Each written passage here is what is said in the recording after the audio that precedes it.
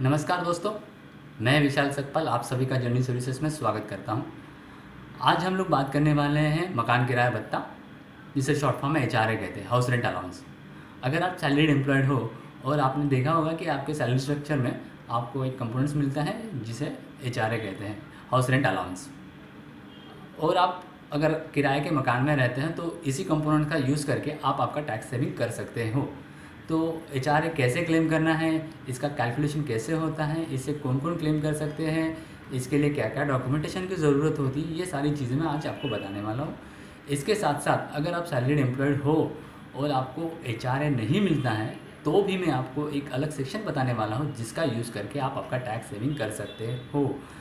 तो मैंने एक अलग से प्रेजेंटेशन बनाया है हुआ है। तो अभी हम लोग चलते हैं मेरे डेस्कटॉप पे जहाँ पे मैंने प्रेजेंटेशन बनाया है। तो चलिए, तो आइए जानते हैं कि एचआरए की मदद से कैसे और कितना टैक्स बचाया जा सकता है। लेकिन उससे पहले जानते हैं कि एचआरए होता क्या है और आपको मिलता किस रूप में है। अगर आप नौकरी करते हैं तो टैक्स बचाने के लिए सबसे बड़ा और आसान तरीका है मकान किराया भत्ता, हाउस रेंट अलाउंस, एचआरए। सरकार मकान किराया भत्ता पर टैक्स छूट देती हैं, इसीलिए तमाम कंपनियां अपने कर्मचारियों को वेतन का एक हिस्सा एचआरए के तौर पर देती हैं। इस तरीके में ना तो आपको कुछ एक्स्ट्रा खर्चा करना पड़ता है, ना ही अलग से कुछ रिसर्च करने की ज़रूरत होती है। इसीलिए अगर आप किराए के घर में रहते हो तो इस टैक्स छूट का फ़ायदा ज़रूर लीजिए। एचआरए की फुल फॉर्म है हाउस रेंट अलाउंस, जिसका सीधा मतलब होता है मकान किराया भत्ता। दरअसल कर्मचारियों को रहने की सुविधा देना भी कंपनी की जिम्मेदारी होती है। कुछ कंपनियां ऐसा करती भी हैं, लेकिन सबके लिए ये संभव नहीं है। ऐसे में कंपनियां अपने कर्मचारियों के घर नहीं देने के बदले मकान किराया भत्ता देती हैं। यह एचआरए कर्मचारी को उसकी सैलरी के साथ ही दिया जाता है। बाकायदा सैलरी स्लिप में उसका अलग से उल्लेख भी किया जाता है। इसी एचआरए के आधार पर आप टैक्स की कटौती का फ़ायदा उठा सकते हैं। एचआरए के एक निश्चित हिस्से पर ही टैक्स की छूट मिलती है, लेकिन ये टैक्स की छूट 100% रकम पर नहीं होती है, बल्कि कुछ पैसा काटने के बाद बचे हुए पैसे पर टैक्स नहीं लगता है। हालांकि अगर आपको एचआरए कम मिलता है तो हो सकता है पूरे की पूरी एचआरए पर टैक्स ना लगे। इनकम टैक्स एक्ट के सेक्शन 10 सबसेक्शन 13A में एचआरए पर टैक्स छूट का फॉर्मूला दिया गया है, जो कुछ इस तरह है। इस फॉर्मूले में 3 तत्वों का इस्तेमाल होता है। सबसे पहला आपको मिलने वाला एचआरए, दूसरा आपकी सैलरी जो है बेसिक प्लस डीए, तीसरा जो वास्तविक किराया आप देते हैं। अब इन्हीं तीनों तथ्यों के आधार पर कुछ आंकड़े तैयार किए जाते हैं और फॉर्मूला कुछ इस तरह है। एचआरए की पूरी रकम आपकी सैलरी का 40% अगर आप नॉन मेट्रो सिटी में रहते हो, और अगर आप मेट्रो सिटी में रहते हो तो ये 50% है। तीसरा वास्तविक किराया, जिसमें से हम लोगों को घटाना है आपकी सैलरी का 10%, और जो रकम आएगी वो ऊपर दिए गए तरीके का इस्तेमाल करने पर आपके सामने 3 आंकड़े आ जाएंगे। इन तीनों आंकड़ों में से जो रकम सबसे कम होगी उतने पर टैक्स नहीं लगेगा, जो आपको एग्जम्पशन मिलेगा अंडर सेक्शन 10(13)A में। बाकी जो एचआरए बचेगा वो आपकी सैलरी में जोड़ा जाएगा और आप पर जो टैक्स स्लैब में आएंगे वो हिसाब से आप पर टैक्स लगेगा। एचआरए पे टैक्स कैलकुलेशन में सैलरी का मतलब, ध्यान दीजिए यहाँ पर एचआरए पर टैक्स छूट की कैलकुलेशन करते समय सैलरी की हम बात करते हैं, उसमें सिर्फ बेसिक सैलरी, महंगाई भत्ता, कमीशन शामिल किया जाता है। और अगर कर्मचारी को ये भत्ते नहीं मिलते हैं तो सिर्फ बेसिक सैलरी को ही अपनी कैलकुलेशन में शामिल करना है। एचआरए पर टैक्स छूट की गणना के लिए एक उदाहरण मान लेते हैं। विशाल एक कर्मचारी हैं जिन्हें 15,000 रुपया बेसिक सैलरी मिलती है। इसके अलावा 6,000 रुपया एचआरए के रूप में मिलता है। और हालांकि विशाल मुंबई में रहते हैं और 7,000 रुपया प्रति महीना मकान किराया भुगतान करते हैं। यह कैलकुलेशन समझने के लिए हम महंगाई भत्ता और कमीशन शामिल नहीं कर रहे हैं। अब HRA की कैलकुलेशन में सारी चीज़ें सालाना के हिसाब से देखी जाती हैं। तो सबसे पहले हम लोग इसे सालाना के रूप में जोड़ लेते हैं। सालाना बेसिक सैलरी जो है 15,000 रुपये प्रति महीना के हिसाब से होगी 1,80,000 रुपया। सालाना मिलने वाला HRA जो है 6,000 रुपया प्रति महीना, वो होता है 72,000 रुपया। सालाना किराए के रूप में चुकाई गई रकम जो होती है 7,000 रुपया प्रति महीना, जो हो गई 84,000 रुपया। साल भर की सैलरी का 10%, 1,80,000 रुपये का 10% हो रहा है 18,000 रुपये। अब विशाल की सैलरी को जुड़े इन तत्वों को HRA के फॉर्मूले में रखते हैं। कुल HRA जो है 72,000 रुपया, सैलरी का 50%, विशाल नॉन मेट्रो सिटी में रहते हैं इसलिए 50%, नहीं तो ये 40% होता। 1,80,000 का 50% होता है 90,000 रुपया। वास्तविक किराया जो है 84,000, 84,000 रुपया, उसमें से हम लोगों को घटाना है सैलरी का 10%, जो हो गया 18,000 रुपया। तो 84,000 में से 18,000 चले गए तो बची रकम है 66,000 रुपया। इस तरह इन तीनों आंकड़ों में से जो सबसे कम होगी जो है 66,000 रुपया, इस रकम पर टैक्स नहीं लगेगा, जो आपको एग्जम्प्ट होगी अंडर सेक्शन 10(13)(a) के अंतर्गत। बाकी जो रकम बची है वो आपके इनकम में ऐड हो जाएगी। जो HRA 6,000 रुपया बचा है वो आपकी टैक्सेबल इनकम में ऐड हो जाएगी। टैक्स छूट के दावे के साथ साथ जमा करने होंगे दस्तावेज।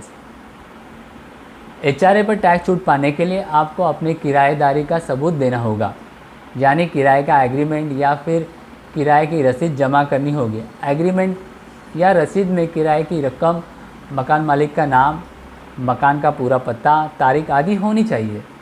रसीद में मकान मालिक के हस्ताक्षर ज़रूर होने चाहिए। एग्रीमेंट में किराएदार और मकान मालिक दोनों के हस्ताक्षर होने चाहिए। रसीदों की संख्या को लेकर कोई फिक्स नंबर नहीं है, यह आपकी कंपनी पर निर्भर करता है। वो आपसे हर महीना या तिमाही पर रसीद ले। यह कंपनी की जिम्मेदारी होती है कि वो इन डॉक्यूमेंट्स की जांच करे, उसके आधार पर टैक्स का कैलकुलेशन करे और टैक्स डिडक्शन अपने कर्मचारी को दे। टैक्स छूट के दावे के साथ साथ जमा करने होंगे दस्तावेज। अगर आप 1,00,000 रुपया सालाना से ज़्यादा मकान किराया चुकाते हैं तो अपने मकान मालिक का पैन नंबर भी आपको अपनी कंपनी को बताना होगा। अगर मकान मालिक के पास पैन नंबर नहीं है तो उसी की ओर से इस संबंध में एक घोषणा पत्र डिक्लेरेशन लेकर उसे आप अपनी कंपनी के पास जमा कर सकते हैं। सामान्य रूप से HRA की एग्जेम्पशन क्लेम करने के लिए कंपनी के पास सिर्फ किराए की रसीद जमा करना काफ़ी होता है, लेकिन कभी इनकम टैक्स डिपार्टमेंट ने आपके दावे पर जांच स्क्रूटिनी की तो फिर आपको अन्य ज़्यादा प्रामाणिक दस्तावेज जैसे कि रेंट एग्रीमेंट, रेंट पेमेंट के प्रूफ भी देने पड़ सकते हैं। किराए की रसीद न जमा कर पाए तो क्या करना होगा, ये सवाल काफ़ी बार आता है। अगर आप अपनी कंपनी को अंतिम तारीख डेडलाइन तक किराए की रसीद नहीं जमा कर पाए तो कंपनी आपको इसका जो एग्जम्पशन है वो आपको नहीं देती है फॉर्म 16 में, तो पूरा का पूरा HRA आपको टैक्सेबल हो जाता है। तो जब भी आप आपका इनकम टैक्स रिटर्न फाइल करते हैं उस वक्त आप इस HRA का कैलकुलेशन करके इस छूट का फ़ायदा ले सकते हैं। किन किन लोगों को HRA के आधार पर टैक्स की छूट का फ़ायदा नहीं मिल सकता? सबसे पहले है आप खुद के मकान में रहते हो। अगर आपका जवाब हाँ है तो आप HRA का टैक्स पर मिलने वाली कटौती के हकदार नहीं हैं, क्योंकि आप आपके खुद के मकान में रहते हो, तो इसमें आप आपका HRA आधार पर टैक्स बेनिफिट का दावा नहीं कर सकते। दूसरा, रहने का कोई किराया नहीं देते हो। अगर आप ऐसे मकान में रहते हो जिसका आप कोई किराया नहीं देते हो तो आप HRA के आधार पर जो टैक्स बेनिफिट का दावा मिलता है वो नहीं कर सकते। अभी मुझे सबसे ज़्यादा पूछे जाने वाला सवाल जो है कि मुझे टैक्स सेविंग के लिए अगर मैं अपने माता पिता के घर पे किराएदार बन के रहता हूँ तो मैं ये HRA एग्जम्पशन क्लेम कर सकता हूँ क्या? तो मेरा जवाब है हाँ।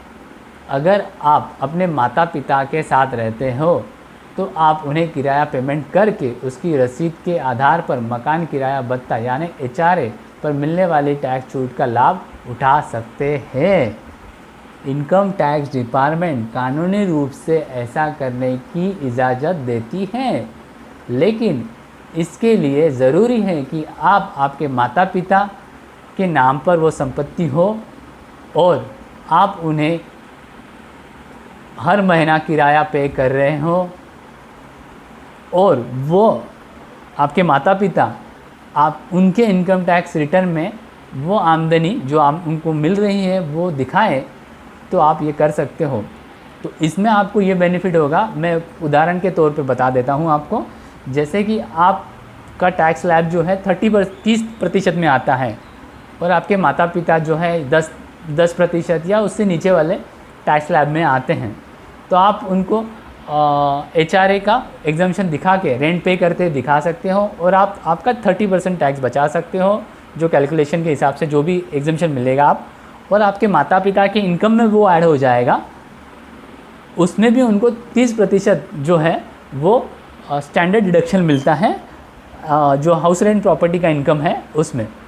तो वो बेनिफिट आप ले सकते हो और दोनों तरफ से आप टैक्स सेविंग कर सकते हो। हाँ, और सबसे महत्वपूर्ण बात यह है, ऐसा करने पर आपको रेंट एग्रीमेंट भी बनानी होगी और आप जो अपने माता पिता को किराया का भुगतान करते हो उसका प्रूफ भी आपको जमा करके रखना होगा।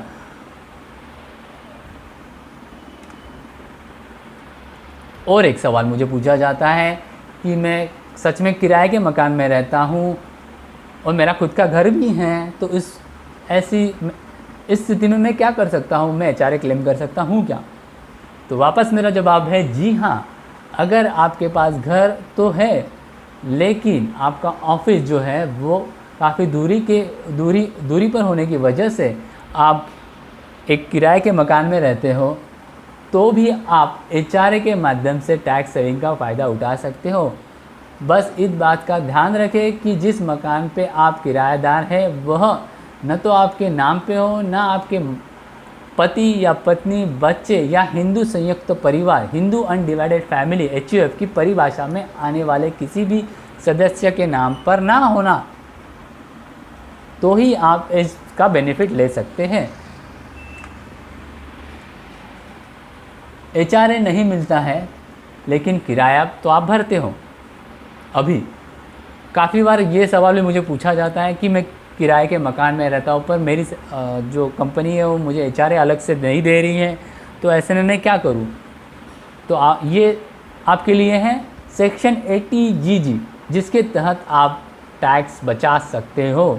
इसका कैलकुलेशन कैसे होता है ये सारी चीज़ें मैं आपको मेरे अगले वीडियो में बता दूंगा कि 80GG से आप आपका टैक्स सेविंग कैसे कर सकते हो।